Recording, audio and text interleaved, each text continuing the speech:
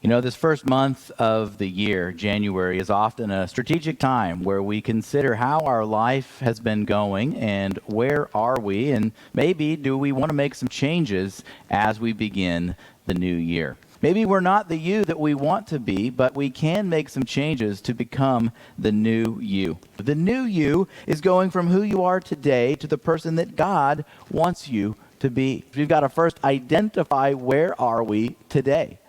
Then once we've identified where we are, we've got to decide where do we want to go. And then the third step is to create the plan. Create the plan to get from where you are to where you want to be. I want to talk to you about becoming the new you financially. We're going to focus more on the big picture biblical perspective behind how do we think about and how do we handle our money. You know, it really honors God when we excel in this area, and it puts us in a position where He can bless our life and He can protect our life when we honor Him with our finances.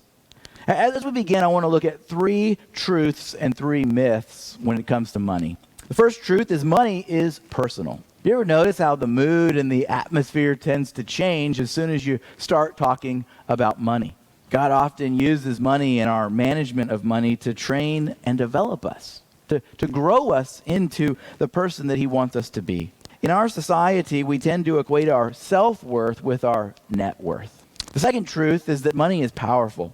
Money motivates us and causes us to get up out of bed in the morning and go to a job, and perhaps even go to a job that we don't like. The third truth is that money is potential. And how you spend your money determines whether that money is going to be positive or negative, how it's going to be used in your community, in your life, and in the world. So let's take a look at 3 common myths.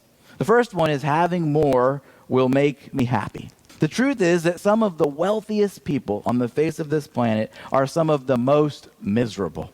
The second myth is having more will make me important, but having more money doesn't make you more important. The third myth is having more will make me more secure. What I mean is that it causes them to rule their lives. They're ruled by the money they have because they've got to keep it safe. Let's explore how we can experience the new you financially. First, learn to grow in generosity. They say that when we're generous, God gets involved in 2 ways: protection and blessing. The second way to experience the new you financially is to decide to honor God with your money. With the generosity ladder, just like any other ladder, there are rungs on the ladder, and each rung is within reach of the previous rung. And when we climb that ladder over time, we can become more and more generous. I want to take a look at how God wants us to use our money. We're going to use this acronym MONEY to remember each of the rungs on the ladder. M stands for manager.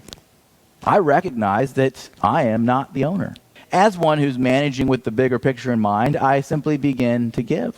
That's where I start. I get on the ladder when I begin to give. The next rung on the ladder is the O. It stands for the owner. I recognize, again, that I'm not the owner, but I'm the manager. But who is the owner?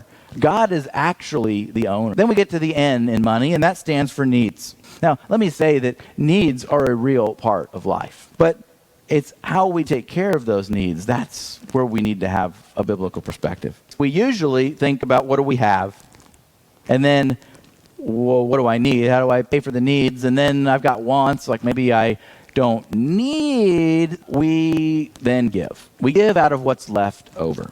God has us give first, and then we have 90%. And we then, from the 90%, we take care of our needs. And if there's anything left over, then we take care of the wants. Now we get to the E, and the E is extra. The truth is, and the reality is that compared to the rest of the world, we have extra.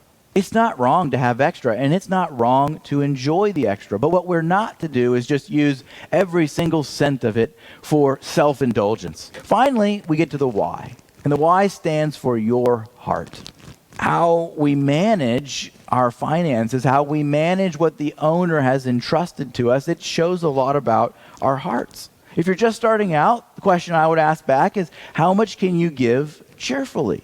And then we consider taking the generosity challenge for the next 4 months. Starting with the bottom rung, the ladder moves up like this. It says, first-time giver. And then occasional giver. I give, but not consistently.